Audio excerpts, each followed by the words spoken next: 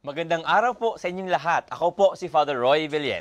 At ako po si Father Hans Magdurulang. Muli tayong magsasama-sama sa isa na namang masarap at masayang kwentuhan dito sa Testimony Season 11!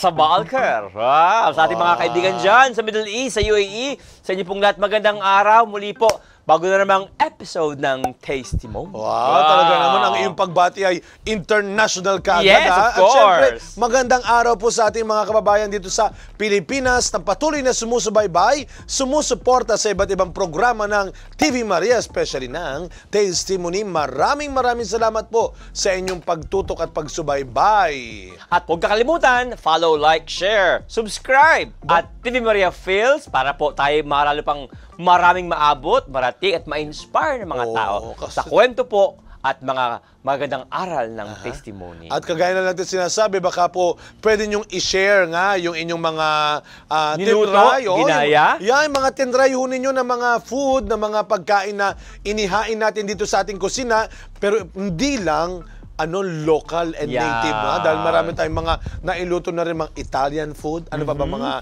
international food na naalala mo kaya mo? Batangas, Bicolano. Naku, napakalayo nun yun eh. Alam mo naman yung bayan namin pang malayuan talaga eh. Ewan ko sa'yo. Pero ito, totoo talaga ito. Itong ating bagong matitikman ay totoo talagang international cuisine talaga, na cuisine ba? Yan, kaya nga po ang aking pagbati ay sa Balker. Ayan. Parang familiar sa akin yung salitang yan eh, no? Parang minsan na tayo naimbitahan sa lugar na iyan. Wow! Sana kaya all. Naman, itong ating pong bisita ay kaibigan na ho natin, no? At siya po ay talagang tunay na masasabi nating Pilipinong misyonero sa gitnang silangan. Kaya ang kanyang papatikim sa atin ay dihamak na for sure galing doon. Kaya, Father Roy, wag na natin patagalin. Let us welcome ang bagong bisita, kaibigan ng kusina ng Testimony. Let us welcome Romel Pangilinan! Wow. Hello po, Brother Romel. Welcome to Testimony, Kuya. Magandang araw. Magandang araw. Sa Balker. Sa Balker. Kasi si Kuya Romel, doon siya ay Pilipino, siya ay nagmula pa ngayon sa UAE, sa Abu Dhabi particularly. Alam niyo po, kakalanin ng aeroplano po, katakbo na niya ito, nakaabot po siya. Grabe talaga. Fresh from the airport. Yes. Abu Dhabi. At ito yung matagal na nating iniimbitahan si Kuya Romel. Salamat. Wow, finally, no? Alam po niyo, ito nga yung aming kwentuhan, no, sa ating mga kaibigan po dyan sa Middle East, no? Marami po dyan ang sumusubaybay at nakakaalam na ating mga programa. Yes. May mga lugar po dyan na medyo wala pong ganong misa siguro, no? May mga lugar lang naman. Pero dahil po sa ating mga programang ganito, no? Kahit paano po yung panampalataya ay na That's true, Father Roy, dahil nung ako'y naimbitahan dyan, talagang maraming salamat sa mga kababayan natin sa UAE dahil sila ay talagang mga supporters ng TV Maria programs. Maraming salamat po sa inyo. Yan. Ngayon, Kuya, dito ka na ngayon sa TV Maria, sa studio ka na ng Oo nga Thank you very much. Kuya, ngayon pa lang, batiin mo na siyempre. Shout out! Pinakamamahal natin si Father Troy. Binabati ko ang aming kamalalakbay na si Father Troy Del Santos, isang Capuchinong pari. Pati ang aming Paris priest na si Father Chito Bartolo. Mabuhay kayo dyan. At ang mga kasama niyong Pilipino rin sa UAE. At ang mga Katolikong Pinoy sa Abu Dhabi, mabuhay tayong lahat. Wow! Mukhang very active si Kuya sa simbahan sa UAE, ano? Ayan. Pero ngayon, Kuya, bago tayo magbatian po sa atin pong mga friends from all over, ano po ba ang ating ihahanda para po sa ating pong episode na ito ng Testimony? So dahil sa, alam mo na, ito yung common na kinakain namin doon sa UAE. So biryani. So biryani. So ito may yung beer ba talaga ito? Wala siyang biryani. Kanin ang main ingredient. Biryani. Ito ba yung tinatawag biryani rice? Biryani rice, yan. Marami ding klase ng biryani. Meron tayong chicken biryani, meron tayong fish biryani, mutton biryani. Pero ang pinakagusto ko, chicken biryani. Kasi yung mutton biryani, ma-share ko lang, medyo maanggo siya. Para sa akin, ha. And then, when I reach UAE, hindi naman talaga ako mahilig kumain niyan eh. Talagang, hindi, nung na-smell ko, talagang iba yung smell. Yung biryani. Sa biryani talaga. Kita mo naman. Bakit kayo tuturo mo sa amin? Ikaw naman kuya. Then, Para unique lang. Hindi, Para paglipas unique. ng panahon, natutunan na rin Yeah. yan. Sana matutunan ko rin. Smell. Kuya, ano-ano ang mga ingredients po natin for our biryani? Yan. So, dahil chicken biryani, of course, chicken. Chicken. Chicken tayo. Mahirap na kung Tapos wala meron chicken tayong biryani, basmati chicken. rice. At saka Ano iba't po ito? biryani, basmati rice. Basmati. Basmati. Basmati. Basmati. Basmati rice. Basmati. Basmati. Basmati rice. And then different spices kagaya ng garam masala, coriander, chicken biryani mix. And then Kaya meron itong mga ito ba nakakabili ba ito sa tindahan sa Pilipinas? Or straight from ano to? straight from the UAE dinala ko. Kasi grabe. alam ko mahirap yan.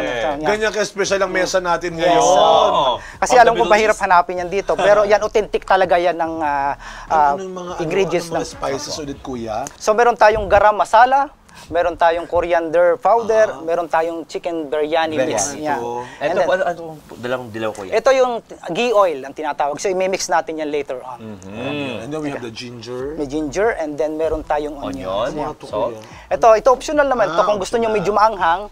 So lalagyan din natin. Papakulay din. Papakulay din. Papakulay din. grabe. Parang bago lahat sa akin, ano? Dahil nga, At saka may nakita kong laurel. Tama, laurel ba yan? kuya? Yes, Dami Philips yan. laurel. Tapos Nakikiano lang ko, si Zero lang talaga. Ang dami ko nakikita. Mari, magaling magluto. At Father may Hans, luya, ah. may luya. Magaling magluto to si Father Hans, ha? Magaling. At saka may plastic dito. Ano Oh, po sige. yan? Ba't may pong nakahiwalay itong tasa? Ano po ba ito? So imimix natin mamaya yan pag nag-grind Ano mo kung ano yan, tayo Kuya ng- Roy? Ano mo kung ano yan? Ay, Father Hans. Ano yan, Kuya? Water na, tubig na. Kala ko yan. Sirain pa yung set, Father Hans. Tubig yan. Tubig Ayan. lang, tubig lang. Sige, Kuya. Paano ba simulan? Ano po ang unang ginagawa para mag-prepare ng Biryani. chicken biryani? Ang unang gagawin natin is magmamarinate muna tayo ng chicken kasi yun ang may matagal. So, ang una, of course, Guantes. Guantes muna tayo. Sige, Okay. habang mag-marinate tayo ng Mag-marinate. chicken. Chicken. Si Kuya Romel, no, dahil nga nakilala natin siya ng ilang taon na Sige, rin Kuya. ay... Sige, Kuya po. Tuloy-tuloy Okay, ang so, pag-marinate. Habang nagkukwento po kayo? So, bubuksan natin to.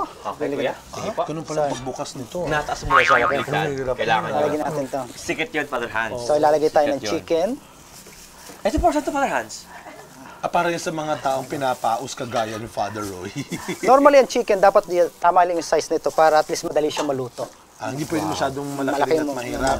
So, lalagyan Ito po, Kuya, ay ano na, di ba, natikman mo lang noong unang hanggang sa na-curious ka ng lutuin. Lutuin, no? Tsaka mahirap talagang i-prepare. Talagang yung ibang, gaya ng cook namin sa seminaryo, is talagang sa simbahan, ay hindi sila nagluluto madalas ito kasi nga napakaraming ano, Alam mo, i-prepare. si Kuya.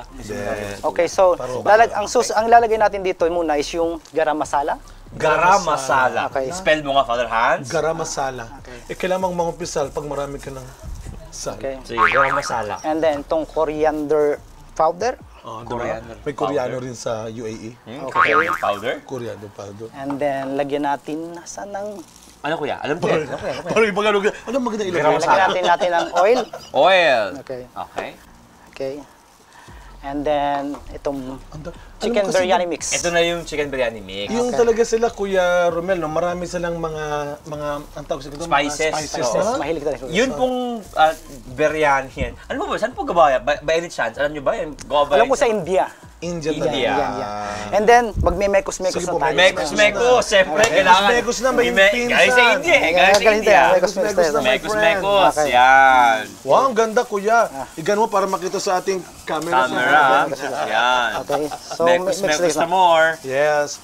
Pero si Kuya Romel ay kalit na siya ay mahiling magluto rin at saka magsusimbahan. By profession, Kuya, kayo po talaga bago magpunta ng UAE ay isang... Ako ay isang Geographic Information System Specialist. Nagtatrabaho ko dito sa Ortigas bilang technical support. At the same time, nagbebenta kami ng software from the S3 coming from the US. So, Ano ako pong ginagawa ng Geographic Information System? Specialist. more on mapping. Gumagawa kami ng mga road network maps. Okay. Mga- Hindi ba kayo katabaho ng Google Map? Hindi naman. Iba pa yun. As parang kapamilya siya. But doon kinukuha ng information ng Google Map, siguro sa inyo kayo yung mga Yes. provider ng Yes. information. Ganun. Ilang years din po kayo dito nag-work sa 17 years ako nag-work dito sa 17. Para makuha yung ganyang line of work, ano ang kurso Course. tinatapos? Dapat ito BS Geographica. BOS Geog. Naku, Father Hans, So, may lagyan- ka dyan, Father Hans. Lagay natin. Ano ang capital ng Manila, Father Hans? So, Anong susunod na po? Kapitan lang Manila, ginulo mo. Kuya, ano yan? Lalagyan na natin ngayon ito ng Ano to? coriander leaves. Coriander leaves, okay? Coriander leaves. Then, Coriander leaves. ito naman itong mga ito, optionals to kasi ito lang yung nagbibigay ng aroma, smell dun sa, sa... Celery po ba? Ano ba yan? Ito ay mint. Mint. Okay, mint. Okay. What do you mean? Yan, Mentos. Mentos. You mean? And then mix ulit tayo. Mekos. Sa talo Miss Jello, taga. Yeah. Ano yan? Halo-halo lang talaga siya, ano? Halo-halo lang talaga siya. Mekos lang talaga eh. Pwede naman siya sabay-sabay, pero Kasi mas alam maganda mo- ito para mas lalong nag-stick yung lasa niya. No? Father, marami tayong mga kaibigan na Indian dito na madalas sila ang cook, no? Ano Wow. pangalan ng cook natin ko sa Abu Dhabi? Si Alroy ang bakla. Yes, Alaroy? Alaroy. Magaling magluto yan. Alaroy, pangalan pa lang. Magaling magluto. And then lalagay natin itong ghee oil. Okay? Ghee oil. Yan. Ghee oil. Ghee oil. Pero kuya, Dalawa po kuya? Isa lang po para this year, kuya, ilang years ka na po sa UAE ngayon? kuya, 15 years na ako sa UAE. 15 Grabe. Diba? Mga ilang taon ho kayo nung kayo ay nag-decide pumunta ng UAE? Ako ay 30. 30 na. 30 years old na ako. Pero, ewan ko kung part na ba ito na, pero may family po kayo kuya doon sa... pag bago kayo umalis mo doon? Yes, meron akong isang anak Pamilyado noon na, na pamilyado na ako pamilyado nung na. umalis ako. So meron akong 2 years old na anak noon. That time? That time. Di rin So biro yun. nagsisimula na ako magkaroon ng pamilya na. Parang hirap umalis ng bayan. Sobrang hirap. Lalo na yung pag-take off pa lang ng aeroplane. Yun ang pinaka-struggle ng isang OFW, yung umalis. Definitely. 3 months pa lang ako doon sa UAE nung panahon yun. Talagang ang hirap. Yung tatawag ko yung doon. lungkot, yung lungkot. hirap na iwan mo yung mahal sa buhay. Kaya ang hirap, bago talaga mag-take off. Talagang Ikaw ba na yung Father Hans pumunta ng UAE? Umiyak ka rin. take off? Kasi hindi ko alam kung saan ng ano. Naiyak? Uy, ano naman na ito? Lalagay natin ngayon itong lemon kasi para mawala yung Ang dami, no? anggo, yung smell. Pero talaga pong may lemon yan pag ginagawa. Yes, naman. oo. Akala ko. Yan, Ito, mix optional. ulit. Oh, yan. Optional. Oh, yan, Father Hans. Yan. Tapos, ang gagawin natin susunod dito, dami, no? so, okay na to, magbe-blend tayo ng ginger at saka ng Sige, bago na mag-blend ng ginger, tayo magbe-break muna sandali, no? Parang ang bilis ng mga pangyayari, no? Nag-mekos mo lang kami, Kuya Romel, Break na agad. Magbe-break tayo. Okay, magbabalik ang testimony. Huwag kayong alis. Pabalik tayo kasama si Kuya Romel, direct from Abu Dhabi, UAE. Abu Dhabi. Yes!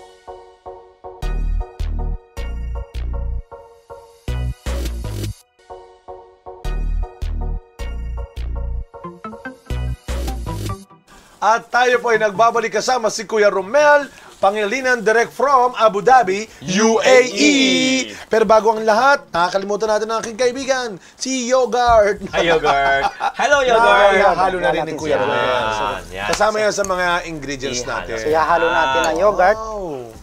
Mas marami, mas masarap. Oo. Pero Kuya Rick, kayo pa tayo mekos ng mekos. So, ibig sabihin, mix. Mix, Halo. Mix. Halo. Baka yan po ay naging contemporary term po ngayong mga Yes. araw na ito, no? Mekus-mekus. Lengguaheng natuto natin sa mga Social media. Social Yeah. media rin.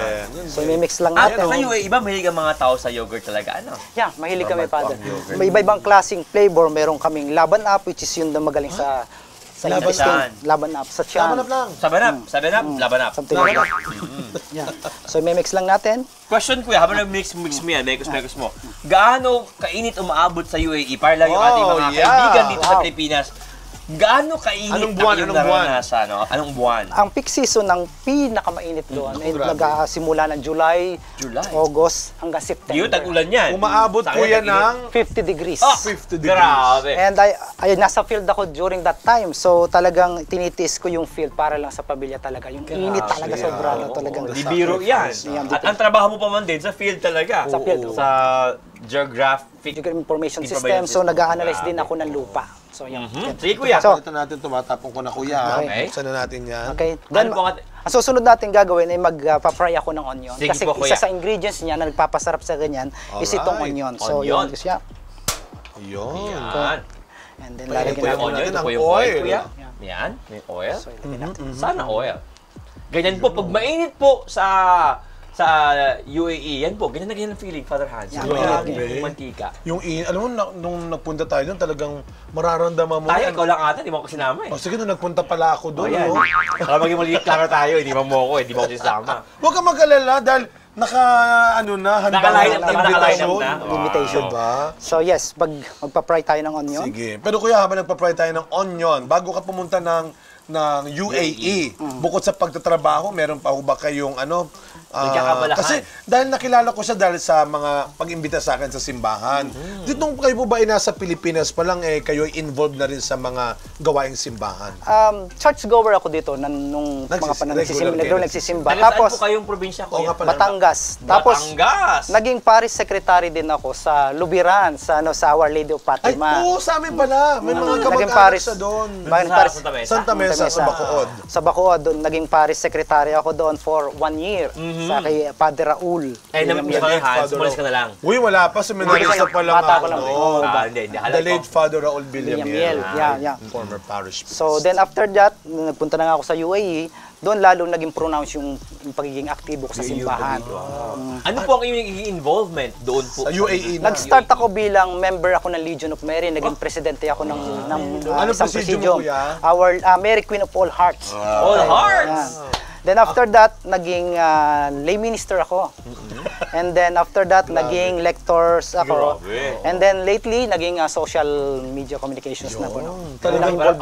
Yun ang kanyang parang the best na discovering talento talaga, kuya, sa social communication. And aside from... Bago tayo magpatuloy doon sa yung mapagkakaabalahan sa church, kasi may mga natanong, may mga part talaga sa Middle East na medyo hindi pa rin tanggap ang pagiging Katoliko.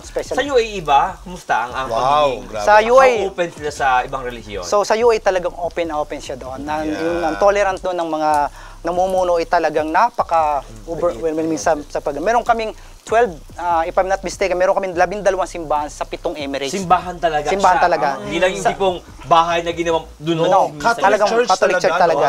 Sa Abu Dhabi alone, which is nandun yung cathedral, meron kaming 2 simbahan sa loob lang ng isang compound. Nandun yung St. Joseph's Cathedral, at the same time, nasa kabila naman yung St. Therese. Ano ito? Ito ba ay diocese or vicary? Diocese sabihin?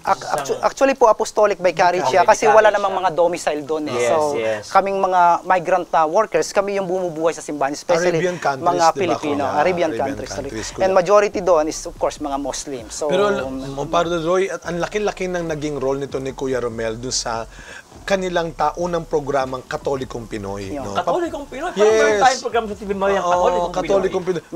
Ano po ba ang Kuya? Paano nagsimula ito? Ikaw ba ay bahagi ng pagsisimula nito o dinatnan nyo na pong merong ganito? Noong 2010, nagsimula ang Katolikong Pinoy sa Abu Dhabi sa pamumuno ni Father Troy Del Santos, OFM Capuchin. And then, ang first live stream namin is 2015. Until before the pandemic, nagla-live stream na talaga kami ng mga misa namin. Kasi ang objective namin kasi, may mga kasambahay doon na hindi talaga nakakapagsimba. At the same time, may mga nanonood din galing sa Saudi Arabia kasi hindi na sila nakakapagpunta. So talagang, yun ang objective. At the same time, yung mga homebound din kasi marami din mga nag-aalaga sa may sakit din. So, caregivers. Hindi nakakapagsimba. So, yun yung outlet. So, doon sila nakanood. So, mula sa UAE, may mga nakakita sa ibang mga bansa. Paano? Sa Saudi Arabia, di ba bawal po doon ang...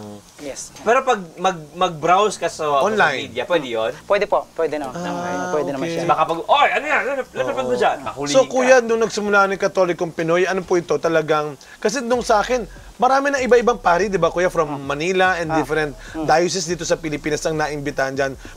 Basically, Kuya, after nung mga online masses, ano pang naging next na programa ng Katolikong Pinoy? So, tumutulong ang Katolikong Pinoy sa mga malalayong mga kababayan natin na hindi nararating talaga sa misa. Most likely lahat talaga puro mga misa, mga gawain pang parokya talagang ginagawa namin. Nagmimisa kami sa sa mga distress OFW, yung mga runaways. Pupunta kami sa mga shelter para magmisa dahil nagkaroon ng mga problems sa kanilang mga para trabaho. Okay. Tapos yung mga binatter ng mga employers nila. So talagang kawawa sila. So pinupuntahan namin, nag-ano kami ng mga counseling, confession. Pero ikaw may trabaho ka, kuya. Paano nagawa yung mission na ganyan? And thank God kasi maluwag yung aking schedule. So sa gobyerno kasi ako nagwo-work, maluwag yung schedule ko. And nagpapasalamat ako kay Lord kasi talagang maluwag yung binigay niya sa aking schedule. Paano po ang, how do you, yung work dynamics po ng ano? Ang susunod natin dito is i-drain, strain natin. Sige, kuya. Kasi po, meron tayong bowl dito, kuya. Dito na, kuya. Dito na lang, kuya. Yan. Mas Pwede po ito? Gusto nyo? Dito. Okay. Gusto mo ng plato, kuya? Sige, dito meron na. tayong flat. Kasi mas okay po dito. Para flat? Flat lang siya. Sige po. Okay. Okay. Tapos kailangan kasi crunchy siya yan. So, Crunchy. Crunchy. So, ilagay natin siya rito. Sige. Ito yung mga spices talaga na gaya sa Middle East. Napakalakas sa onion. Ano, kuya? Ang onion. Ma-onion kami doon. Huwag ka, kuya, kahit marami doon may mga Filipino restaurants na rin tayo doon. Meron na rin. Marami din mga Filipino restaurant. Kain ng May Pinoy mga na rin. businessman na rin doon ng mga Pilipino. Marami, napakarami po ng Oo. doon sa isang area doon, tabi-tabi yung mga Filipino. Kasi nga marami restaurant. mga Pilipinong Pwedeng- patrons, ika nga. Ano, kuya, ang ating next na gawin? Mag-gloves tayo Mag-gloves ulit. tayo, mag-gloves Siyempre. Sige, kuya, get your gloves. Mekos using the gloves. Gloves. So siguro habang inihintay natin na mag-ano tayo, Blend ng Sorry, kuya. ginger. Sorry. Mapuputuan ng kamay si Nagulat, kuya. Sorry. Kuya. Napikot ko. Alam mo, napakahalaga ni Kuya Romel sa Oo, Abu Dhabi. sa Middle East. para medyo hindi Ano po ito, kuya? para Tubig na maliit lang. maglalagay tayo doon para at least sa- magkaroon siya ng para magkaroon ng paste, juice. juice. So ito yung ginger.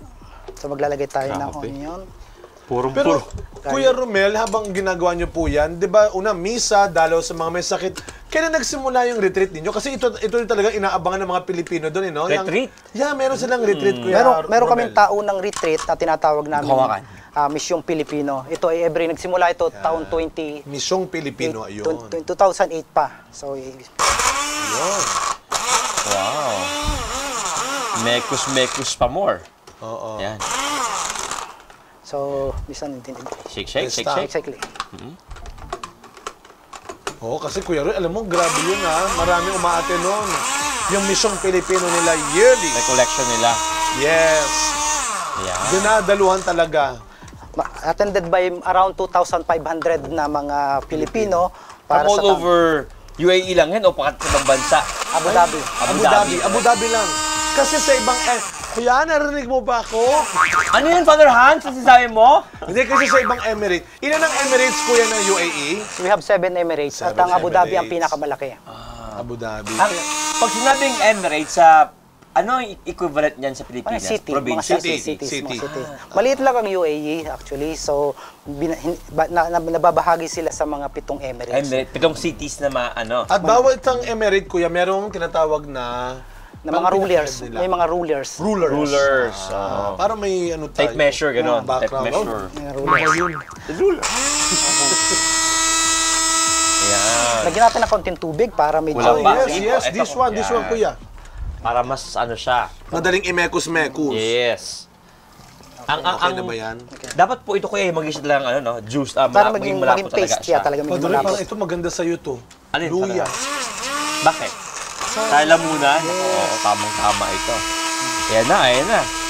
Nagme-mekos siya.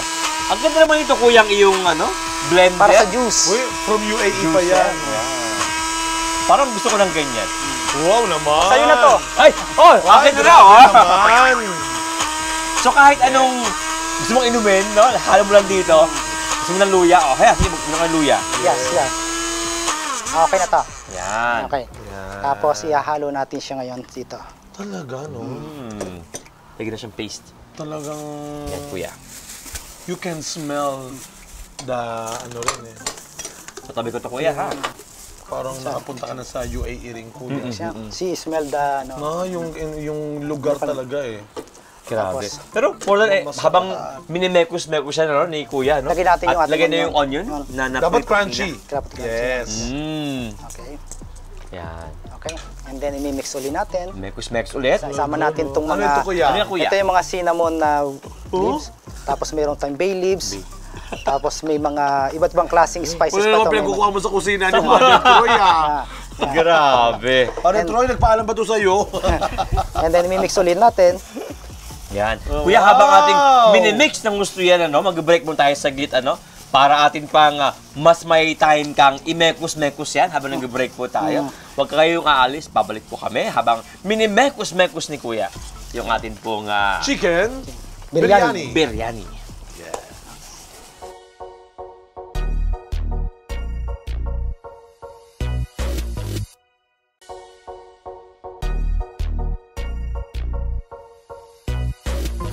And we are back with Kuya Romel preparing for us yung chicken biryani po, no? By the way, kayo na po during break, nagtatanungan kami kung yung mga ingredients bang nilagay dito, no? Sabi ni Kuya, straight from UAE. Pero sabi niya, pag tayo sinuswerte naman, may mga tindahan po, specialty store, na meron po mga available po yung mga spices po ito, no? Mga Indian or Middle Eastern pong mga stores. Pwede po kayong makahanap doon. Yan. Kuya, ano po ang ating next step? Matapos ang mekus-mekus. So ito na yung ready-made na marinated Iluluto natin. Tapos, ang next na step na gagawin natin, magluluto na tayo ng basmati rice. Okay? Basmati rice. So, ito na po yan. Sisimulan ko nang buksan ang ating... Wow! Ano ang pagkakaiba, Kuya, ng basmati rice sa dinurado? Sa pagkakaliwang bigas? Ano ba? Kasi ang karamihan kinakain ng mga Pilipino din doon, aside from the basmati, is yung jasmine rice. Ang jasmine rice kasi is mas sticky. Malagkit, malapot. Compare siya dito. Ito, buwagag. Sida close. Maganda yan. Dysfunctional to. Mas mahaba yung grain niya, butil niya. Tapos masarap yan for yung sinangag natin. Mas okay yan. Okay. Pero ang basmati rice naman sa Pilipinas, meron ito. Meron yan. Alam ko may mga store dito. tawag lang. I think ko meron na silang ganito rin rice. So magpapakulo lang tayo ng tubig. Opo. Tapos ilalahok natin to yung mga secret ingredients natin. Kuya, habang kahit na hindi pa ganong mainit na? Okay lang. Para pagkulo niya. So lalagyan natin ng bay leaves. Bay leaves ulit? Okay. Parang mahilig ang bay leaves sa Marami sila ditong itong cinnamon na leaves. Tapos to. And lahat na natin yan. Okay. Okay? Grabe. Ano ko na mga nakita ni Kuya sa kusina? Yeah, galing yun. Isama mo nga, ilagay mo nga rin. Father. Pero Kuya, habang ating inaantay uminit yan. Nagpapakulo. Ito yung pinaka, sabi nga madramang tanong yan. Yung issue na ang mga OFW ay hinaharap po lahat po. Especially po, kayo na nagkwento na kayo na habang umaalis po, lumilipad yung aeroplano for the first time, alam mong iiwan mo yung pamilya mo. Parang, ang hirap doon, Kuya. Pero, una-una, bakit ka nag-decide umalis po sa Pilipinas? Kinailangan mong pumunta ng abroad? So, kailangan ko kasing mag-improve din yung, talaga, like any other OFW, kasi gusto ma-improve yung life ng buhay ng mga tao. Kasi talagang nanghirap talaga noon. Kasi kami nangungupahan lang kami for 17 years. Alam mo yun. Tapos ang nakikita mo nagsisimula na ako magkaroon ng pamilya, napakahirap. Ilan po ang anak nyo that time is? That time is dalawa na. Dalawa na. So nagsisimula na talaga. And then talagang hirap na hirap ang buhay talaga noon. So ano yung challenge po doon, Kuya? Paano mo finally, kinausap mo yung misis mo, nag-usap kayo ng pamilya, or talagang, whether you like it or not, kailangan... Pinag-usapan namin mag-asawa, so talagang kailangan namin magkaroon ng sariling bahay talaga. Kasi talagang ang solusyon doon ay may isa lang mag-abroad. May mag-abroad, may magsasakripisyo. Called it sacrifice talaga. Para sa sinabi mo, literal. And then talagang yung pag-alis mo pa lang talaga, ito rin yung challenge talaga ng mga OFW. Talagang paglipad pa lang ng aeroplano, you take off, talagang sobrang hirap. Pagdating mo doon sa banyagang bansa, so nag-iisa ka, tatrabaho ka, within 3 months talaga umiiyak ako. Talagang ang hirap. Gabi-gabi yan. Oo, mahirap kasi talagang yung pamilya mo, mahirap iwan. Pero sila naman, natatawagan mo ba sila kahit paano? During that time kasi yung communications, parang ang hirap pa eh. Kasi hindi pa uso yung messenger. So talaga hindi ka gaya yun, instant, saglit lang. Noon, matagal kasi minsan 1 month hindi ko sila nakakausap. Sabi, tinatanong ko yung asawa ko, ano itsura nyo na? Kasi talaga hindi kami nagkikita-kita talaga. So talagang hirap. Hanggang sa, yun, even ang pinakamasakit din doon, yung uuwi ka, tapos babalik ka ulit. Alam mo na ang sitwasyon doon, and then pagbalik mo, yun ang pinakamahirap din kasi. At alam mo mas mahirap ko, yung unang alis o yung pangalawang alis? Lahat ng alis, Father. To be honest, until now. Until now. Sinasabi ko nga sa mga kapwa ko kasi lahat ng mga sakripisyo natin talaga magiging worth it. At ang number 1 kung ano na talaga ngayon is yung malayo yung loob ng mga bata. Kasi lumaking wala ka. So yun yung isang mga masakit din para sa akin kasi kahit lumalaki na sila. Ilang tatay. Ako na ano ko yan, OFW ka din? Dahil ang tatay ko noon ay 10 years siya, si Apang sa Saudi. Nag-ano rin talaga. At siya ay, yun ang totoo yung sasabi mo, kuya, dahil that's the reason then kung bakit nag-stop na siya. Kasi lumalaki na yung dalawa kong bunsong kapatid na, totoo yun, medyo lumala na, nararamdaman. Na parang ang layo ng loob at masakit yun sa isang tatay. Correct. Ano yung basehan mo na, parang malayo ang loob sa akin ng anak kong to? Kasi yung pag-uwi ka, hindi na ganun ka mas tatakbo sa nanay. Tatakbo sa nanay. Lalo na pag napagalitan ng tatay. So, kasi dapat, kasi ang ginagawa ko, nagbabasa rin ako about parenting. No? Kasi good. dapat, alam mo, na i-handle yung mga bata pagdating mo doon. Hindi ka dapat stranger sa kanila. So, dapat pagdating doon, parang nag-observe ka lang. Hindi ka po pwedeng magmamandok. Pero yun, sabi mo ako that time, ang hirap ng communication, pero you always try naman na regular yung communicate. Correct. No? Paano yun, kuya? Tape ba yan? Record mo yung tape? Ano ba yan? Ano ba yun? Hindi, ano pa ba yung that time? May internet na naman. Communication? Internet na naman. Meron na, Skype. Meron May Skype. Ano ba yun? Normally, nung una is, Skype. Skype yung nag-start na yan. Kasi nung time namin, net lang kami, Zoom na kami. Wow, talaga naman. So, yun ang pinaka-challenge talaga sa bawat buhay ng isang sige, ano muna ang hindi may hit na ba siya? Medyo nagsisimulan. Pero anong naging paano nyo, kuya, sa tingin mo, paano nyo po nalampasan din, eventually, na, okay, siguro nandun pa rin yung iyak nga, sabi mo, malungkot Bawat pa rin, alis. pero paano nabawasan man lang yung lungkot at sakit no sa paglipas ng taon na ikaw ay pabalik-balik? Yun po ba, bago masagot yan, how often po kayo ngayong nakauwi sa Pilipinas, kuya? So, every 6 months kasi yung pamilya ko nadadala ko doon. No? Wow. So, isa yung challenge. Na Kailan talagang nagsimula saan yung ako- every 6 months? Ilang taon muna Bago mo nagpundar ka, mo nag-ipon nagawa ka. yun? Siguro mga 5 years. After 5 years, every 6 months. 5 years na tiis talaga. Yun, Oo, talagang medyo matagal kasi kailangan mo mag-establish Establish. muna Yun nga, doon. ano yun ang nakatulong pa po sa'yo para So, yun. survive? Number 1 talaga is yung pagsiservice sa simbahan talaga. okay So, lang. nag-serve talaga ako. Nagsimula ako bilang isang member ng Legion of Mary. Support group, no? Support group talaga ako ng... So pagdating mo doon, kuya, yun ang una mong hinanap siguro. Nagpasimba-simba lang ako muna. Okay. So, pagsimba-simba. Then after that, may nakapag-bulong sa akin na paano ka nagsimula ko yun na may nag-alok sa'yo? may nag-alok sa akin. May isang Yung simbahan ay yung hinanap mo sa Google. Saan ba yung simbahan dito pinakamalapit? So pagpunta ko doon, isang lay minister sinabi sa akin, so baka gusto mo mag-serve sa simbahan kahit na wag lang pasimba-simba. So at least mag-involve ka sa simbahan. So yun, nagsimula ako bilang isang lay minister and then naging lectors ako. Yun. Alam mo, laking tulong ko yan. Siguro magandang ikaw na nagsasabi rin sa mga kapatid natin, ano yung mga bagong OFW na you find your support group din talaga. And the best sana is yung simbahan. The church must be your best place to receive support din, consolation din. Gaano ba karami po ngayon, para lang ma-idea po ang ating mga manonood, ang inyong community of parish po, kuya? Gaano kalaki po ang inyong parish po doon sa UAE? Doon po sa... St. Joseph Cathedral. So, meron kami 2 big events sa UAE. No? Isang Mission Filipino, which is annual retreat namin.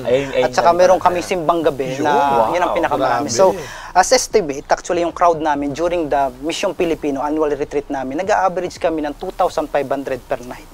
Per night? Per night. Ilang bang gabi? 4 na gabi, 4 nights sa gabi. Then, during simbang gabi, pinakamarami. Umaabot kami ng 10,000 to 11,000 na mga Ito, if I'm all over na ito ng UAE. ng Abu Dhabi pa lang. Abu Dhabi lang talaga. Isang city lang. Isang city lang. Doon sa I mean, area. kasi baka may iba, alam nila yung lahat mo ng city may ganyan event, then okay lang. Lahat ng mga parish po na meron, lahat kami meron. Even kahit wala silang mga Filipino na mga pari, nag-i-invite sila ng mga Pilipinong pari galing dito sa Pilipinas. At kung wala talaga, is kahit yung Indian na pari nila, yung parish priest nila, kahit yung lahi, nag-ano sila. Ganoon karami ng mga Pilipino doon sa ibang bansa. And siguro, Kuya Romel, maganda rin banggitin natin na we are grateful naman sa inyong gobyerno rin, sa local government din nila na to give us the chance na, lalo tayong mga Pilipinong Katoliko, na mai-celebrate pa rin natin yung pananampalataya natin. Yes, actually 3 years ago, pumunta doon si Pope Francis. Lalo pang naging open ang simbahan talaga. So nagkaroon nga kami doon. Ano naging part mo po doon sa Ako, lay ministers ako doon. So doon sa ang tawag sa amin, guardian angels. Kasi 10 o'clock pa lang ng gabi, nandun na kami sa grounds kung saan ginawa yung event. So meron kami doon mga tabernacle na babantayan mo yon hanggang sa matapos yung misa. Para sa yung mga nasa tabernacle ng mga anghel. Nakabantay kami. Kaya siguro sa tinawag na guardian angels. Ang tawag sa amin, guardian angels yun. And then after that, nagkaroon sila ng signing ng human fraternity. May kwento ko lang. Tapos from there, gumawa sila ng 3 simbahan magkakatabi. Yun ang nabalitaan ko. At napuntahan ko.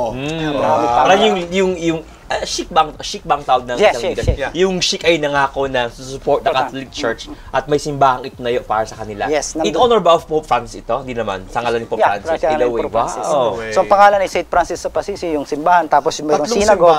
And then may mosque. Sama-sama sila doon. They coexist. So, in a way ba, kuya, bago tayo mag-break na po tayo, mas dumali ba ang mag-OFW kayo kumpara nung mga ilang years ago? Or same pa rin naman? I think mas madali ngayon. In terms of communications kasi, talaga rin mas kasi madali. mukhang as OFW, yun ang number one struggle nila. Yun ang parang sabi nga nila, yun ang pumapatay sa isang OFW. Yung 1 month na hindi mo makausap, hindi mo makita yung anak mo, yung asawa, parang... So, yun ang pinakamahirap talaga. Yun ang, at kahit paano may kukumpara natin. Saka, ang hirap niya, Father Hans, yung mga 5 minutes ay uminit ng tubig. Ang hirap yun. Mahirap talaga yun. Ay uminit eh. Hindi. Oo, mahirap. Almost. Ayan na, uminit na. Almost na. So, hindi na ganun mahirap ang buhay. Uminit na siya. Kaya nga maganda, kuya, siguro na tayo nandito naririnig natin yung buhay din ng mga Pilipino sa hindi lang natin sila binabati na nanonood lang sila. Kaya we are grateful na nabigyan mo kami ng time na marinig natin yung mga kwento ng mga Pilipino Katoliko na naglilingkod sa ibang bansa. Mayaman talaga yung aming yung aming ginagawang paglilingkod sa simbahan. Lahat ng mga celebrations na meron tayo dito, like yung Nazareno, Sinulog, like magse-celebrate kami dito, talagang ginagawa namin yun doon. Dinadala namin doon, may Piña Francia kami doon. Siguro yung time, kuya, na parang ang sarap mo feel, ang sarap maging Pilipino, pag doon sa mga lugar na maging okasyon, no? And especially Middle East ito. So alam mo yung may dagdag pang na pangamba na challenge na, naku, ito po ay nasa, sabihin natin na Muslim area talaga na majority talaga ay talagang mga kapatid na Muslim. Pero yun nga, parang ako nung napunta na parang nakakatuwa rin marinig yung suporta nila para sa lalo. May benefit ba sa gobyerno nila ang ating tayo mga Katoliko, tayo, bisimbahan tayo. Ano kaya ba't hinahayaan, napayagan? Ano kaya ang magandang bunga ng pagkakaroon ng Catholic community doon Pag may Kristiyano talaga, makikita mo talaga yung maayos yung community, maayos yung yung lugar. So, speaking of that, so nagkaroon kami ng 500 years of Christianity. Wow. Naki-celebrate kami. Meron kaming opening, meron din kaming closing during that time. So, talagang sobra din yung support na ginawa din na sa amin. Thank you sa TV Maria, talagang sila. Maraming salamat din sa naiyak na tayo si Miss Sharon, naiyak na si Ma'am Sharon. Oo, grabe. Mag-break na muna tayo, mag-break muna tayo. Kaya umiyak muna natin direktor. Ayan na, kumukulo na ang tubig. Kumukulo na, no? Kumukulo na. Kailangan habang kumukulo at pakulim palo yan, mag-break po tayo saglit, no? Para po ating ilagay na yung mga huli pong itong bigas po natin. Mag-break po muna kami. Okay.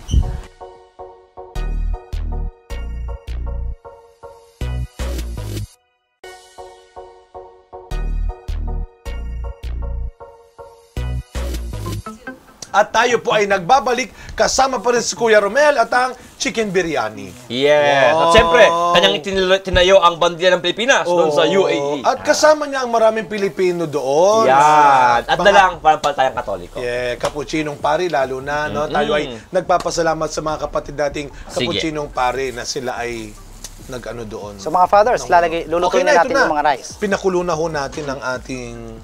Kumukulo na po yung ating kung ilang minutes din yan. Gusto mo rin ba yan, Father Hans? Ito, wag na, hiningi mo na. Lulutuin natin to mga 5 minutes. 5 minutes? 5 minutes. Ayan. Parang pangkaraniwang bigas, no?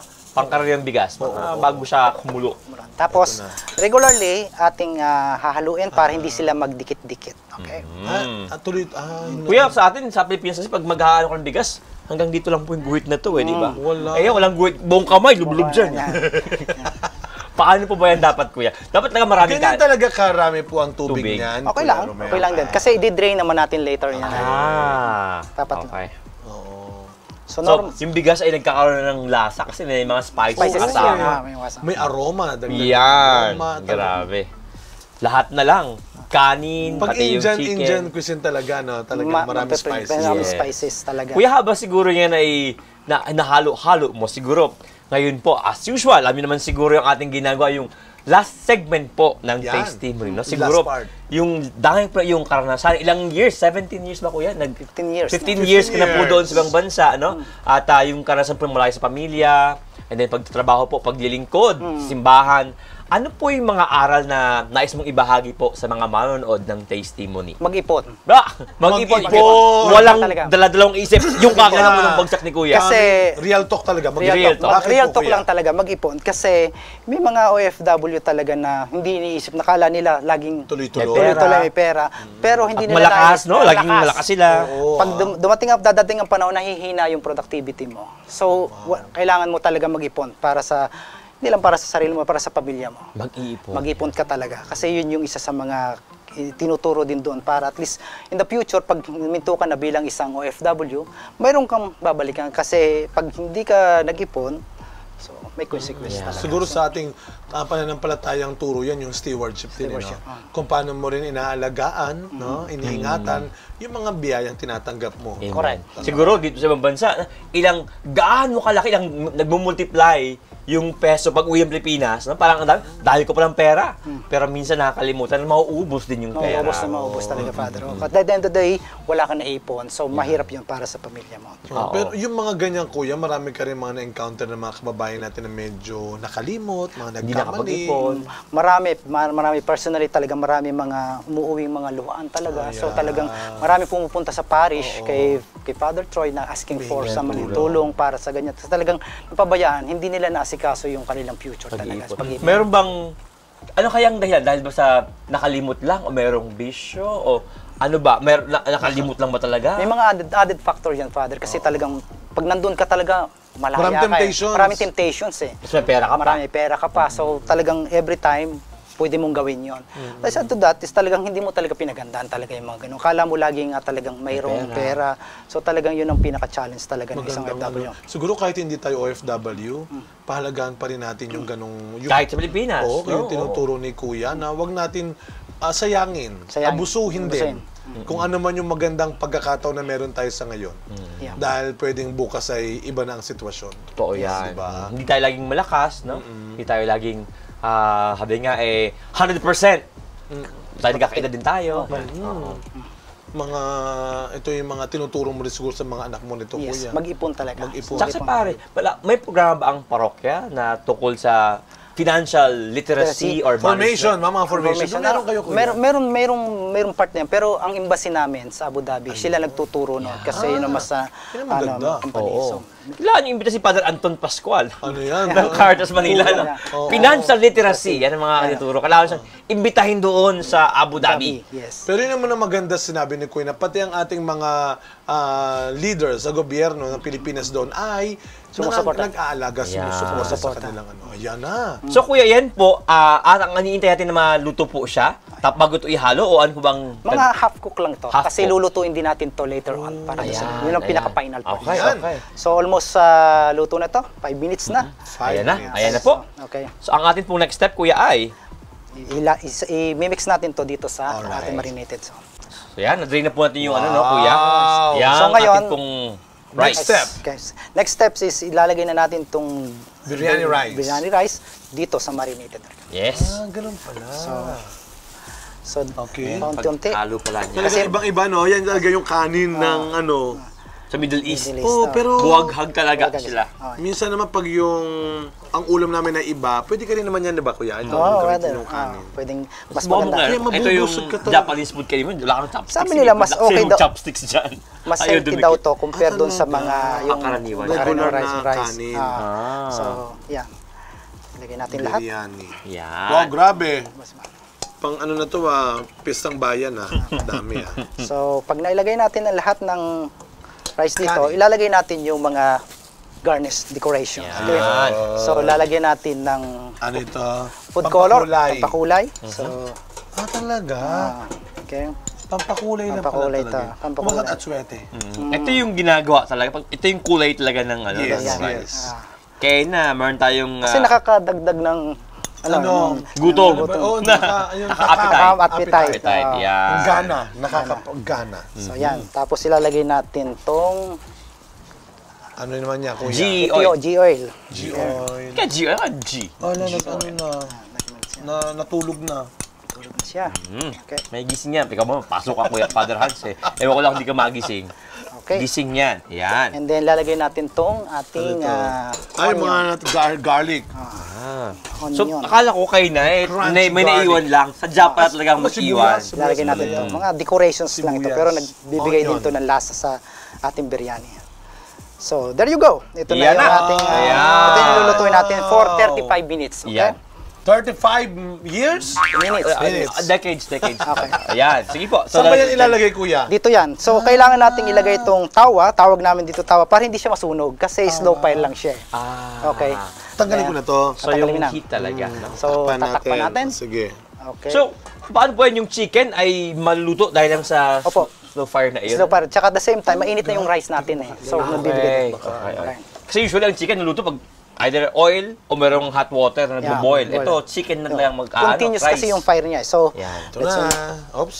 Ito, kuya. Diin muna. okay. Yan. Yep. Yun. So, ganito katagal kuya ang ating 35 minutes na. 35 minutes. Yes. Okay. 1, 2, 3, 35 minutes. 1, 2. 35 minutes. So, normally yung iba, nilalagyan pa nila yan ng parang towel para hindi lumabas yung usok niya. Para sealed talaga sila. yung Pag gusto mo makita na authentic na ganyan, no? Tapos mga in 20 minutes, maamoy muna talaga yung aroma ng biryani. Yun. Yan. Wow! Sige, Kuya Kuya. Romel! Ating ang pagmusdan, ang ganda ng ating ginawa. Pareho natin tignan, Kuya Roy. So, okay. Wow! Okay. Tikman natin. Grabe. Ito kuya, ang ating pong, siyempre, tayo po ay mag-serve po. Kung ano po ba ang, Okay. pwede dyan pang, Parang ang saya ni Kuya Romel sa nakita niya. siyempre. Parang... Ano bang pwede dyan pang kutsara dyan? Ano? Pwede ba itong, Ito na. Ito na po. Okay. Yan daw kasi talaga ang ginagamit. pag direct from the kawali. Kaldero. Father. Yan o. Tapos, Berna. Maraming very colorful. Biryani chicken. Salamat, Kuya Romel. Yan, Maraming Father salamat Hans. po. Kuya, sa inyo Bless din the po. food, Father Roy. Sige, si kuya muna yan. Kuha mo si kuya. Uy, ito logo, oh. We bless the food. I miss. And thank the Lord for the gift of biryani. Shoutout sa mga chicken. Pilipino sa UAE, especially sa Abu Dhabi. Amen. In the name of the Father, the Son, and the Holy Spirit, bless us all that these gifts which are about to receive from thy bounty through Christ our Lord. Amen! Oh, Woohoo! let's Tikman eat! nga ng Ang galing, no? May Feeling ko puti, nasa may Abu Dhabi orange, may ako, dilaw. cheers. Cheers! Cheers! For more. Feeling ko sa... For more. Oh, galit na galit, ah. Grabe naman yun. Parang, grabe. Manghang! Manghang? May Manghang? Ay, huwag masyado, manghang. Feeling ko parang bigla eh. Parang kasi disyerto na ako bigla. Ay, hindi pala. Dahil pa sa anghang pala yun. Ganito yung Ganito sa yan. ano. Authentic na authentic din ang grabe. Congratulations. Wow! Salamat. Ito pala ang pili na kumakain sa Middle East. No? Ganito pala siya. Kaya hindi ko nalalagyan ng sili kasi yung masala niya. Wala pang sili yan, Meron ah. yang Wow. Masala. Kasi talaga yung Indian food talaga more on spicy. Spicy. Chicken biryani. Chicken biryani. Ala Romel. Ano ang masarap na panulak nito? Sa Middle East. Oh, anong partner lagi ng ano niya, Kuya? Soft drinks? Soft drinks. Normally, nilalagyan nila yung chai. Yung chai ang tawag nila doon yung tea. Tea, chai tea. Si Father Roy. Sir Romel, thank you very much sa iyong pagbabahagi sa amin ng iyong Malasa. kaalaman at pagpapakita sa akin sa patikim ng biryani Shekin. Maraming salamat sa inyo, Father Hans Romel, and at Father Roy. maraming salamat po sa iyong walang sawang paglilingkod sa simbahan doon sa mga kababayan natin. At hindi lang sa mga kababayan natin dahil siya po ay naglilingkod din para sa mga iba't ibang parish. lahi din doon, Yes, iba-ibang yes. mga kapatid natin. Congratulations po sa inyong Maraming lahat salamat sa Abu Dhabi and God bless you more sa inyo pong paglilingkod doon. And regards po sa mga kaibigan po kasama community po ni Kuya Romel sa dyan po Yes. sa Abu Dhabi. Huwag kayong makakalimot, kayo po ay pray at Yes. sana po ay like, follow, subscribe. Wow, Father, talaga pwede At ko ba- TV Maria Phil. Yes, Pwede ko bang pasalamatan yung nagturo Oo sa akin? naman. Yeah! Yes, Sino po ba? oh. So, Blanco, si Ata Ana ba yan? Si No, Ana. actually, isang Indianong opisina ko, si Perus. Maraming salamat. Thank you very much, Perus. Yeah. Thank you. Thank you so Dalawang much. pare. Father Troy and Father Chito, salamat po. Yes. Salamat sa pagpapastol sa amin. Amen. God bless you, Kuya. Thank you Maraming very much. salamat. Oo. At itutuloy natin ang pagkain ng chicken biryani. Biryani. Salamat. Tara. Thank you. Tuloy-tuloy. Wow, mabuhay. Okay Maanghang. ba? Mga. Di ba kayo mahilig sa masyadong anghang? Okay lang. Okay lang.